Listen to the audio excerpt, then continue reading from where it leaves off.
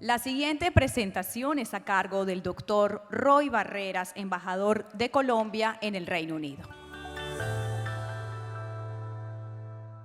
Conferencia: Relaciones Internacionales en el marco de la transición energética. Roy Barreras, embajador de Colombia en el Reino Unido.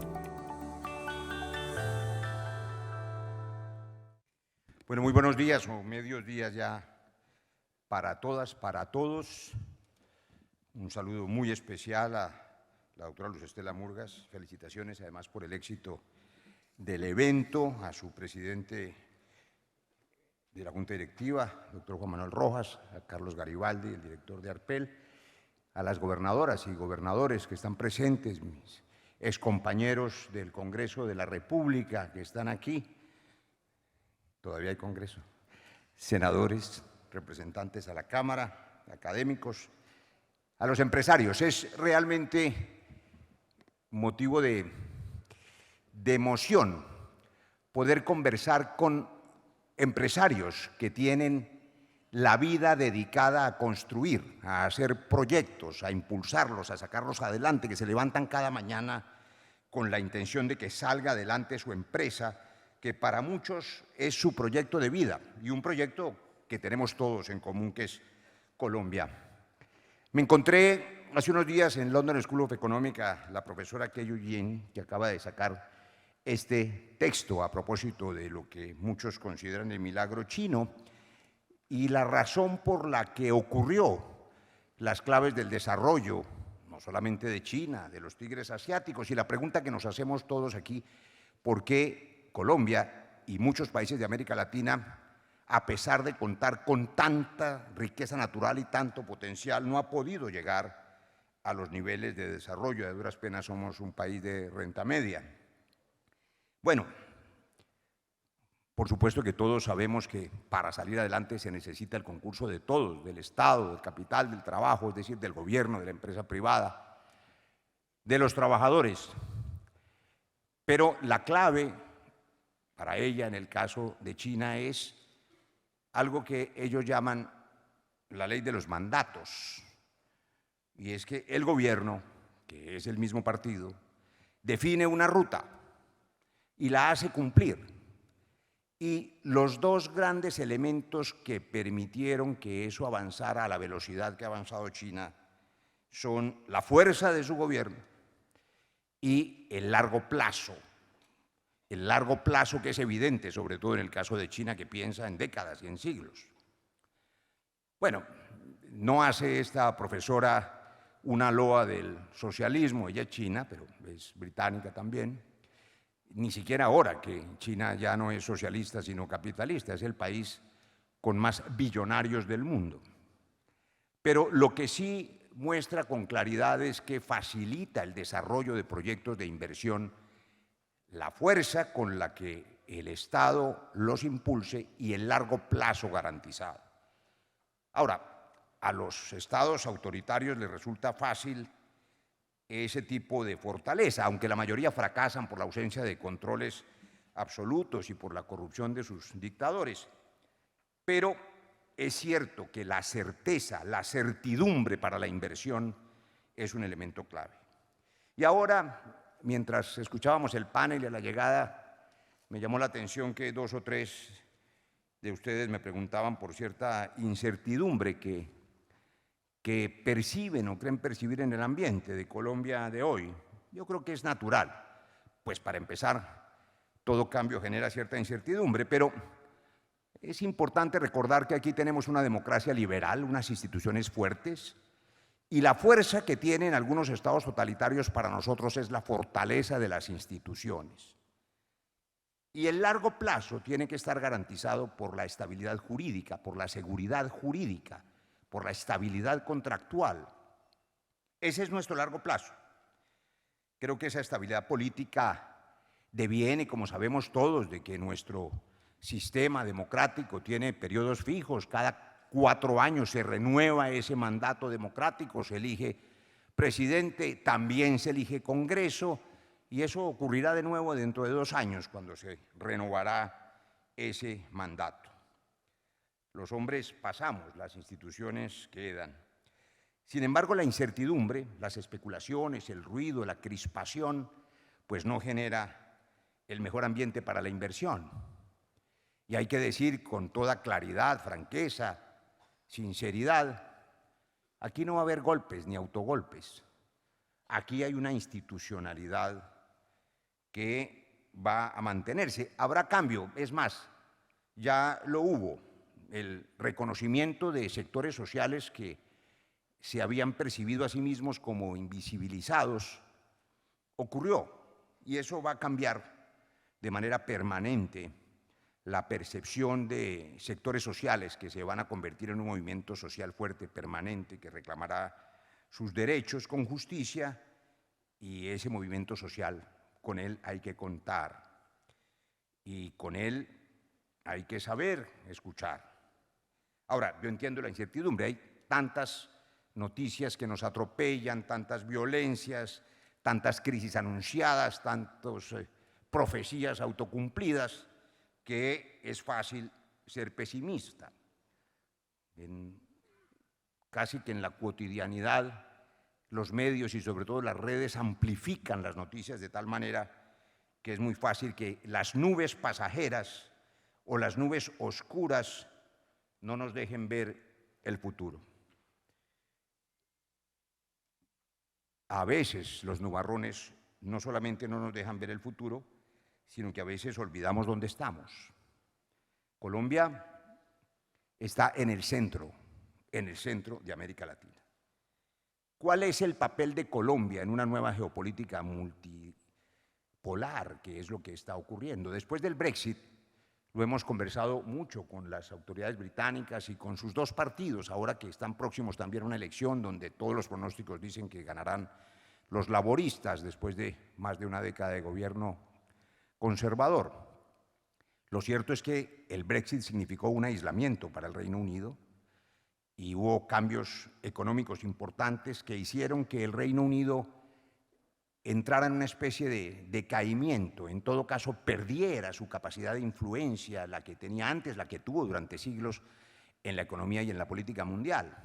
Pero no solamente el Reino Unido, Europa también, son ahora 28 los miembros de la Unión Europea, el liderazgo inicial y fuerte de Francia y de Alemania se ha diluido un poco y no está muy claro que las divisiones internas de la Unión Europea le permitan jugar un papel predominante en esa geopolítica del siglo XXI. Los propios Estados Unidos han tenido, como sabemos todos, crisis internas que han puesto inclusive en duda su democracia y que lo han llevado a cierto aislacionismo con una disminución notoria de su papel en la política exterior. Y entre tanto, China creciendo. China crece, llega rápido y llega fuerte. Para bien y para mal, con todo lo que eso significa, pero para las potencias occidentales o para el primer mundo occidental, para Europa, para Estados Unidos, para el Reino Unido, América Latina es el escenario natural de la expansión. América Latina es el que tiene todo para poder recuperar ellos su liderazgo. Ellos necesitan América Latina. América Latina es un continente pacífico. Ni siquiera Europa lo es. Nosotros no tenemos, afortunadamente, guerras internacionales. Es un continente mayoritariamente democrático, un continente con un potencial en biodiversidad enorme, en aire, en agua, en capacidad de producción de alimentos. América Latina es quien tiene la posibilidad de ofrecerle al mundo lo que necesita, empezando por el aire, por el agua y por la energía. Y Colombia está en el centro de América Latina, en una posición estratégica entre dos océanos, que ya no es solo la frase bonita que todos repetimos desde la infancia con orgullo. Veremos ahora cómo realmente es más que nunca una posición estratégica. No hay, por ejemplo, ninguna ciudad capital de América Latina que quede a más de 4 o 5 horas de vuelo desde Colombia.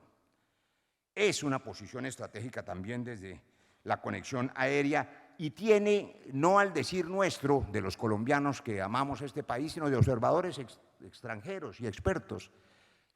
Nos lo decían unos geólogos daneses hace poco, en una reunión preparatoria de una rueda de inversiones que estamos celebrando en Londres, que Colombia podría ser, en sus palabras, la Arabia Saudita de las energías limpias. Bueno, estamos en el centro, tenemos energías limpias, tenemos aire, tenemos agua, tenemos reserva de minerales estratégicos. Colombia tiene reservas de cobre, por ejemplo, del tamaño del Perú, que es el segundo productor mundial, y probablemente del tamaño de Chile, y están ahí. Y no hay transición energética sin cobre. Chile vive fundamentalmente del cobre. Tenemos un potencial enorme por desarrollar y, por supuesto, por explorar. Y tenemos reservas de gas. Ustedes han escuchado y expuesto el potencial enorme de la economía gasífera. Nosotros tenemos reservas propias, continentales y offshore, que garanticen autonomía, autosuficiencia, capacidad de garantizarle a la industria colombiana y a los hogares colombianos que nuestro gas les alimente sus necesidades, sobre todo si se extienden las áreas de contratos ya suscritos a zonas adyacentes para incrementar esa exploración. Y si se hace lo que hay que hacer, si se garantiza una tarifa única, equitativa, y se resuelven los problemas de distribución también regionales, y si se echan adelante los 18 proyectos que están, entre otras cosas, con un potencial enorme en el Caribe. Oí ahora a la gobernadora de Sucre y me encontré con el gobernador del Atlántico que está aquí, y los colombianos estamos muy esperanzados y contentos de ese potencial enorme que tiene el Caribe, doctora Luz Estela, pero el Pacífico. No he oído mucho aquí al Pacífico. No he oído mucho aquí a la regasificadora del Pacífico o al gasoducto que se necesita en el sur, y si se trata de que todos los colombianos aprovechen el potencial del gas y sus empresarios piensen de esa manera, también tienen que pensar, y seguramente lo harán, en el desarrollo y la conexión con el Pacífico. Yo creo que si asumimos en serio la transición energética, sabemos que sin gas no hay transición, y ustedes han oído y han visto ejemplos puntuales todos los días en transporte. A mí me parece una noticia muy interesante que haya 1.450 camiones ya con gas vehicular, aunque haya 12.000 que están todavía contaminando con diésel. Bueno, pues esa transición es decarbonización, como empieza a hacerlo y hace falta hacerlo en 1.600.000 colombianos que cocinan con leña, pero hace 2 años eran 2 millones, de suerte que avanzamos, y avanzamos fundamentalmente gracias al impulso del empresariado que cree en este sector y que por supuesto necesita todo el apoyo institucional. Decíamos entonces que esta Colombia nuestra tiene todas las fuentes de energía limpia posibles, el potencial en energías limpias, el potencial en minerales estratégicos, el potencial en reservas gasíferas, el potencial en biodiversidad es enorme. Nosotros orgullosamente somos primero o segundo lugar en múltiples especies biodiversas. Yo me enorgullezco de encontrar colombianos y colombianas maravillosos allá en el Reino Unido. La científica que más sabe en el mundo de mariposas, y es la directora del Museo de Historia Natural en esta área, es una colombiana, y Colombia tiene el primer lugar en el mundo en mariposas, como lo tienen orquídeas y en pájaros, pero no solamente en eso. La biodiversidad permite un desarrollo de la bioeconomía en áreas farmacéuticas, cosméticas, alimentarias, enorme. Y por supuesto esa biodiversidad admirada por el mundo también es una fuente potencial y actual y real de turismo sostenible. El año pasado, por ejemplo, vinieron 50.000 turistas británicos, duplicaron el número de turistas, vinieron y se fueron felices sin ningún contratiempo, y no venían todos a esta bella ciudad de Cartagena, se iban a Caño Cristales y a la Colombia profunda, quieren conocer las bellezas de Colombia. Ahí hay otra posibilidad enorme, y por supuesto, además de aire y agua y alimento, la agroindustria tiene todo por hacer. Le contaba ahora al presidente de Ecopetrol, Ricardo Roa, que me visitaron hace algunos días unos empresarios británicos, españoles, con un proyecto que yo no conocía de un pasto elefante, que seguramente ustedes conocen, que es capaz de convertirse en combustible y que es un combustible verde y que por supuesto necesita dónde ser sembrado y una refinería cercana. Y están haciendo cosas muy grandes en Denver y están alimentando inclusive combustible para la aviación. Y nosotros tenemos la tierra, el aire, el agua, la diversidad. Y ese es apenas uno de muchos proyectos posibles. Pero además de tener ese potencial enorme y de estar estratégicamente en el centro, nosotros tenemos tratados de libre comercio que nos abren avenidas comerciales que otros no tienen. tenemos Tratado de Libre Comercio con Estados Unidos, tenemos unos acuerdos comerciales con la Unión Europea, con el Reino Unido, que permite que Colombia sea un hub, no solamente para que inviertan aquí, no solamente para estimular el nearshoring, porque las empresas necesitan estar cerca de las fuentes de energía. Durante décadas la industria mundial ha estado realmente sometida pues, a los dueños de la principal fuente de energía, que es el petróleo, a los países de origen árabe, a quienes son productores en la OPEP, y han impuesto las condiciones. Pero la transición energética es inevitable, va a ocurrir, como sabemos todos. Y por supuesto, ahí tiene que estar Colombia para ser fuente de energía, y muchas empresas tendrán que venir para estar cerca de las fuentes de energía. Esa condición, además estratégica, permitirá que desde aquí puedan acceder a otros mercados con más facilidad en América Latina. Colombia lo tiene todo. Habrá que hacer un gran desarrollo tecnológico para no limitarnos solo a la exportación de productos primarios, por supuesto, y poder estimular no solo una economía exportadora, sino una economía interna no exportadora con transferencia de tecnología. Pero esa Colombia no es una utopía. Colombia realmente está en el centro de las oportunidades. Y a mí me parece que a veces nosotros pensamos que las cosas posibles son imposibles. Aquí hay un oxímoron, una contradicción, ese oxímoron que dice utopías viables. Yo les voy a dar apenas 3 ejemplos de cosas que han sido consideradas por la opinión pública imposibles, incluso en algunos casos motivo de memes o de sarcasmos, porque les parece que son irrealizables. Primera utopía viable, un nuevo canal interoceánico entre Cupica y Urabá. Ustedes saben que el comercio marítimo mundial sigue siendo el 80%, tal vez el 82, 83% del comercio en el mundo. Y tenemos suficientes motivos en la historia y en el presente para saber lo que significan los pasos estratégicos.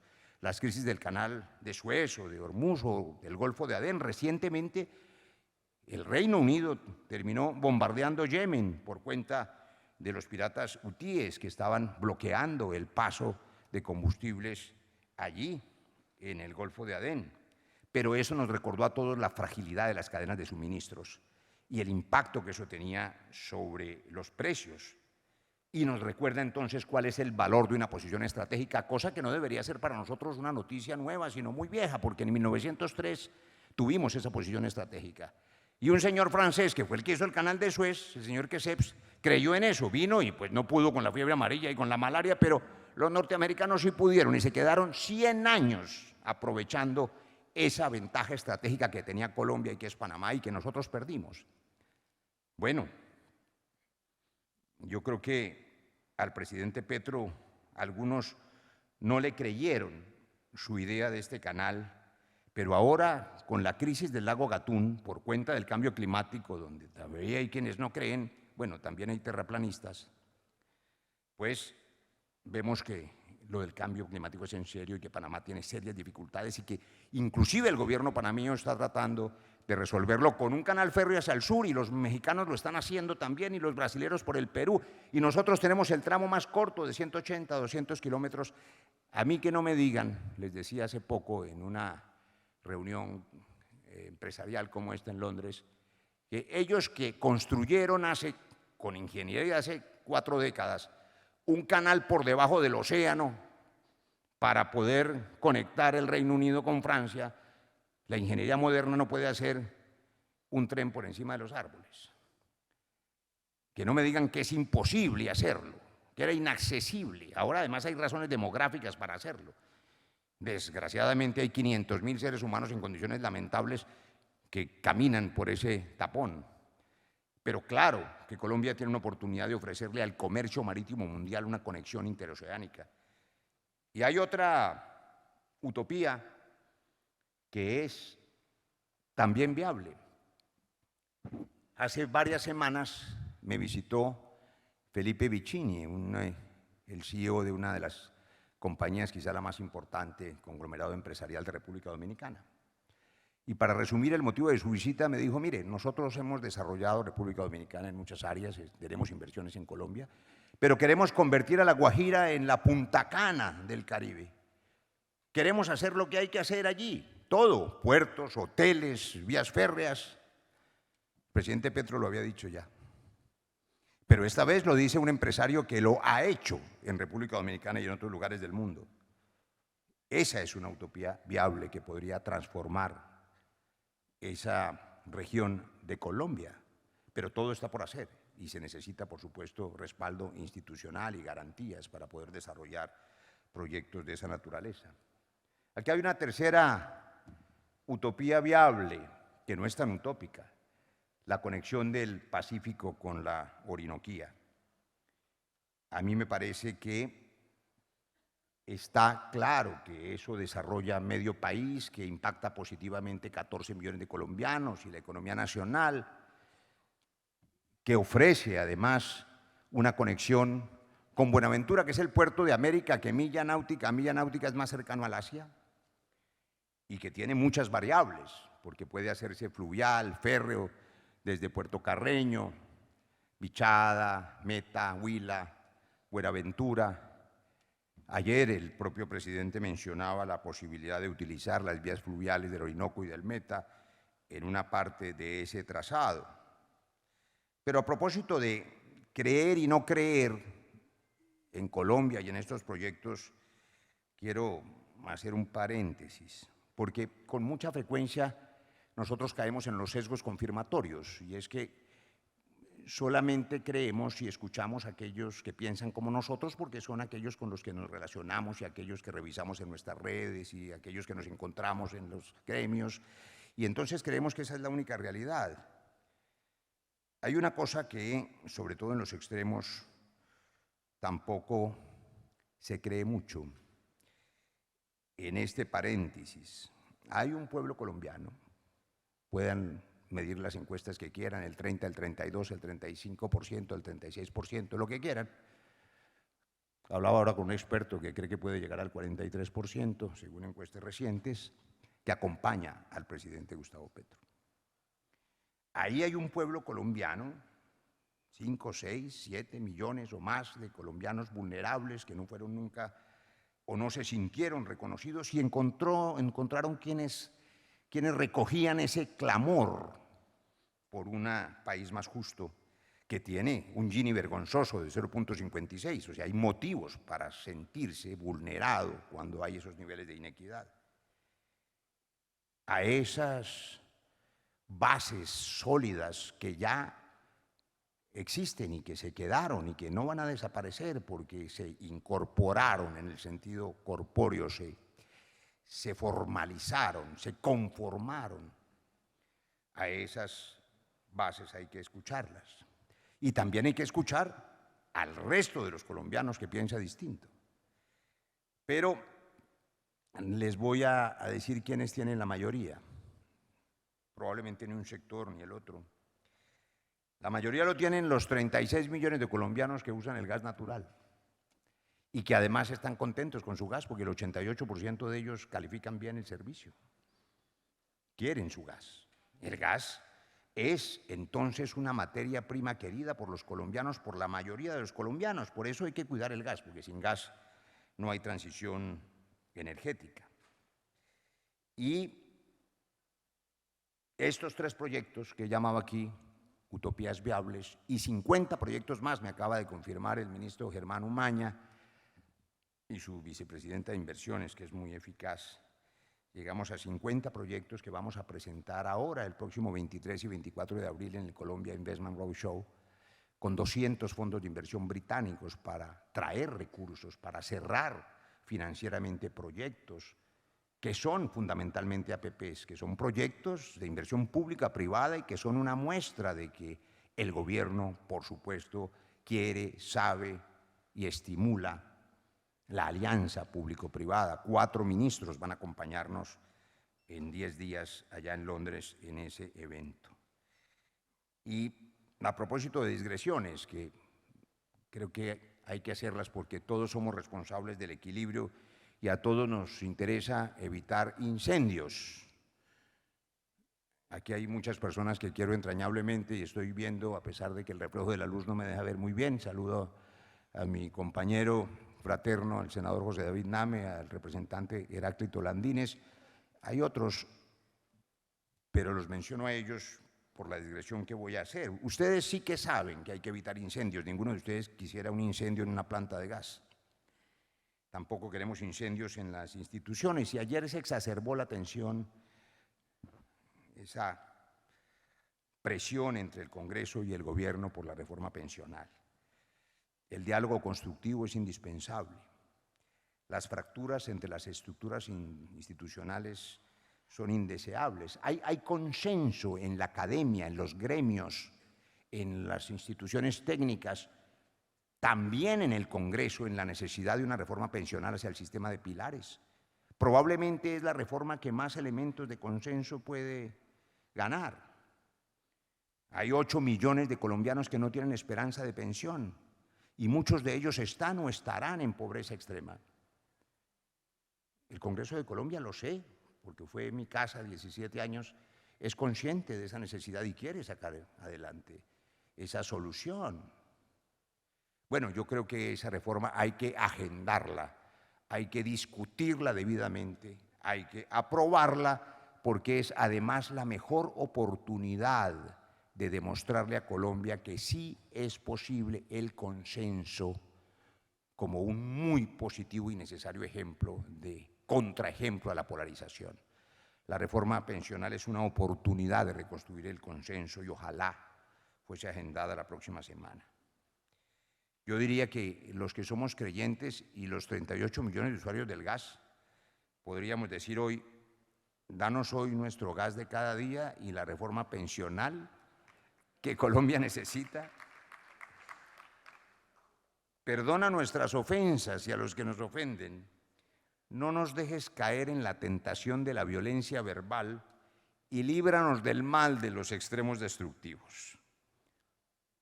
Todo tiene arreglo.